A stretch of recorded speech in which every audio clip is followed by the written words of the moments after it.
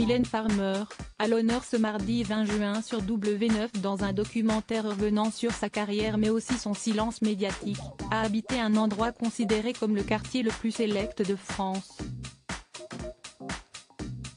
Absente des médias depuis plusieurs années, Mylène Farmer a attisé la curiosité de W9 qui lui a consacré un documentaire, diffusé ce mardi soir à 21h05. L'occasion de se demander ce que devient la chanteuse de 61 ans.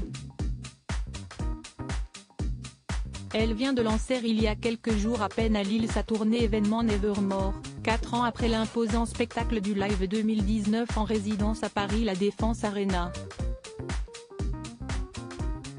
Elle y a défendu ses plus grands tubes et les chansons de son dernier album L'Emprise, sorti en novembre dernier.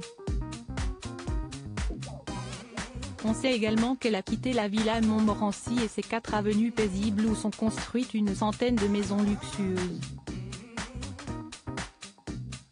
Ce coin de verdure situé au sud du 16e arrondissement de Paris est considéré par nos confrères du magazine Challenge comme le quartier le plus sélect de France. Il faut dire qu'un certain nombre de stars et personnes influentes y habitent dont Carla Bruni Sarkozy ainsi que les hommes d'affaires Vincent Bolloré, Arnaud Lagardère et Xavier Niel. Mylène Farmer avait donc également craqué pour cet endroit, gardé le jour par 3 couples de gardiens et la nuit par des veilleurs colombiens.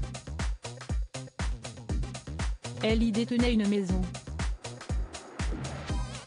Mais la célèbre interprète de Désenchanté a quitté ce havre de paix depuis pour s'en trouver un autre du côté de Saint-Cloud.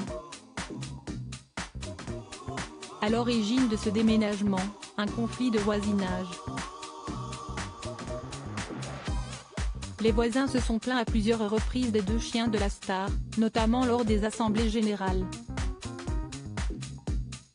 Selon les informations du magazine Public, relayées par Marie-France notamment, un chien, dont l'identité du propriétaire reste un mystère, aurait attaqué la factrice. Voisine d'une autre star direction les Hauts-de-Seine donc pour Mylène Farmer, où elle aurait succombé au charme d'une maison de maître datant du 19e siècle, nichée au cœur d'un domaine de 2000 m² dans le quartier de Montretout.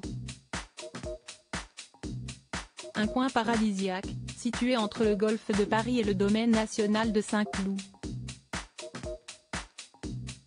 Des images de sa demeure auraient fuité sur le site Journal de la Maison, lequel a repris des photos publiées initialement dans les pages d'un hors-série de France Dimanche. D'après l'agence immobilière Cretsen Partners, cette maison située non loin de celle de Jean Dujardin se tient sur 3 étages, et est composée d'un double séjour, d'un jardin au rez-de-chaussée, d'une suite parentale et d'une salle de bain avec vue sur Tour Eiffel au premier étage.